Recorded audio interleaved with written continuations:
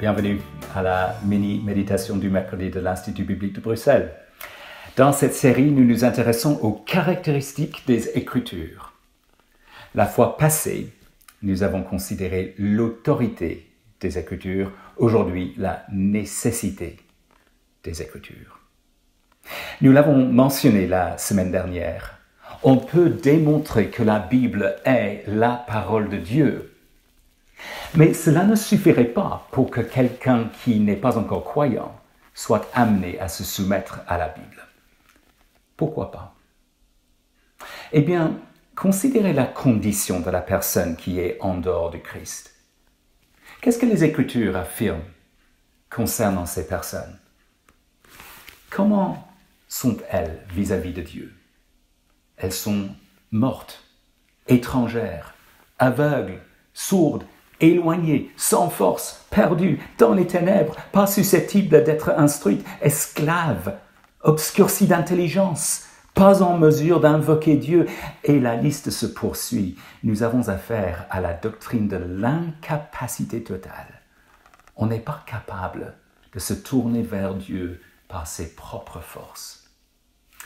Certes, selon Acte 17, les non-croyants peuvent chercher Dieu dans un sens, mais il faut reconnaître que c'est un sens très limité, car Romains 3, 11, nul ne cherche Dieu.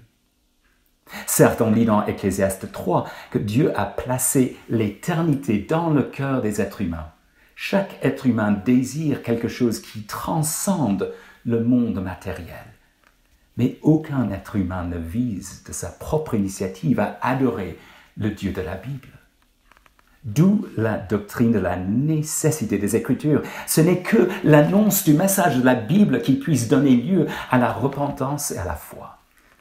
La parole de Dieu est nécessaire au salut. Les observations à partir de la création, les recherches sur l'histoire, la musique, la réflexion religieuse, la conscience, la raison ne suffisent pas pour que quelqu'un connaisse Dieu. Lisez Romains 1, 18 et suivant. À coup sûr, tout le monde discerne dans la création que Dieu existe et qu'il est puissant. Mais les uns et les autres rejettent la vérité et l'échangent contre le mensonge.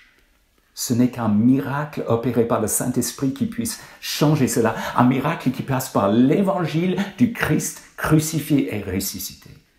Considérez la logique de Romains 10, 13 et suivant. En effet, toute personne qui fera appel au nom du Seigneur sera sauvée. Mais comment donc feront-ils appel à celui en qui ils n'ont pas cru? Et comment croiront-ils en celui dont ils n'ont pas entendu parler? Et comment entendront-ils parler de lui si personne ne l'annonce? Et comment l'annoncera-t-on si personne n'est envoyé? Comme il est écrit, qu'ils sont beaux, les pieds de ceux qui annoncent la paix, de ceux qui annoncent de bonnes nouvelles. Mais tous n'ont pas obéi à la bonne nouvelle. En effet, Ésaïe dit, « Seigneur, qui a cru à notre prédication ?» Ainsi la foi vient de ce qu'on entend, et ce qu'on entend vient de la parole de Dieu. Bref, l'Écriture est nécessaire au salut, comme aussi pour la croissance en maturité spirituelle.